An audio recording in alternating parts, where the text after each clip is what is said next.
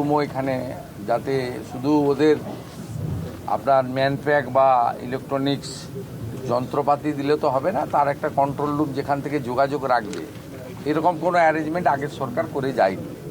তা আমাদের এটা করতে হবে। এর সঙ্গে সাগরমালা 1-এ বিগত সরকার কাজ করেনি মৎস্যজীবীদের জন্য। আমরা বর্তমান সরকার, কেন্দ্রীয় সরকারের সাগরমালা 2-তে যুক্ত হয়েছি। আমরা কোস্টাল বেল্টে প্রচুর কাজ করব এবং সাগরমালা 2-তে সেই কাজ করার সুযোগ রয়েছে। সেটা আজকে আমি একটু উল্লেখ করেছি, কিন্তু বিস্তারিত আলোচনা করিনি, কারণ আজকের বিষয়টা আলাদা। আমি এখান থেকে সরকারের পক্ষ থেকে আবারও বলি, মৃত্যুর ক্ষতিপূরণ অর্থ দিয়ে হয় না, 5 লাখ করে টাকা দিয়েছি। উপযুক্ত পরিবারগুলো যারা আছে তাদেরকে আমরা পুলিশকে বলেছি হোমগার্ডে অথবা সিভিক ভলেন্টিয়ার্সে একটা করে কাজের ব্যবস্থা করে দিতে হবে, কারণ তাদের বাড়ির লোকেরা চায় না কেউ সমুদ্রে যাক। স্বাভাবিক, একটা শক্ত কাজ করছে। তা আমরা এমনি ফিশারম্যানদেরকেও আমাদের প্রোটেকশন দিতে হবে। এরকম ঘটনা আমাকে প্রণববাবু বলছিলেন প্রতি বছরই ঘটে, সরকার কোনো ভূমিকা পালন করে না। প্রথমবার সরকার কিছুটা কেন অনেকটাই, তাদের কথায়, আমার কথায় নয়। কিন্তু আমি মনে করি এটা আমাদের দায়িত্ব, আমরা এটা করছি।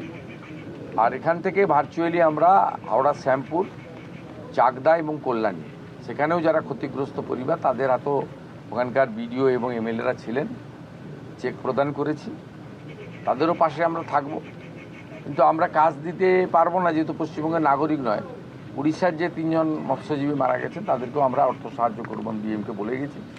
তিনি আমাদের সচিবালয়ে যোগাযোগ করে নেবেন, করে তাদেরকেও আমরা সমপরিমাণ অর্থ দেব। এনারা বিমা সহ অনেকগুলো বিষয়ে ফিশারম্যান অর্গানাইজেশন তারা উদ্যোগ গ্রহণ করছেন।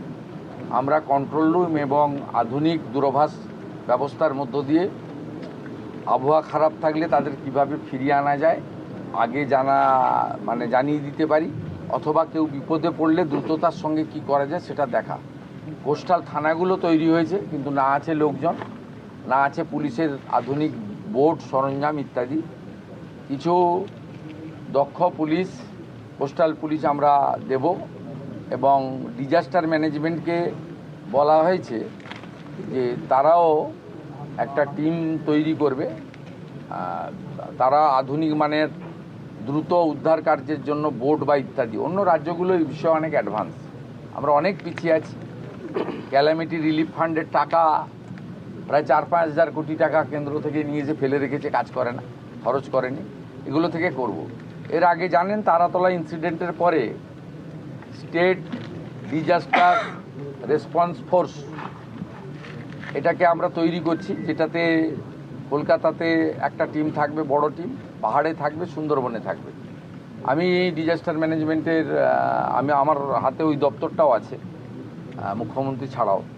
আমি প্রিন্সিপাল সেক্রেটারি রাজেশ সিনহাকে এবং ডাইরেক্টর ডিজি যিনি আছেন সঞ্জয় সিং, আমি কালকেই নির্দেশ দিয়ে দেবো তার দীঘার জন্য একটা 50 জনের টিম তৈরি করার জন্য, যাতে আধুনিক সরঞ্জাম নিয়ে দীঘা, শঙ্করপুর এই মোহনাতে তারা থাকে। তার ফলে আমাদের একদম ধরে নিন আপনি খেজুরির ওই আমাদের মোহনা যেটা হিজলি বা তালপাটি, ওই মোহনা থেকে শুরু করে একদম উদয়পুর পর্যন্ত বিস্তীর্ণ এলাকায় একটা কুইক রেসপন্স টিম আমাদেরও তৈরি করা দরকার বলে মনে হয়েছে। এই কথা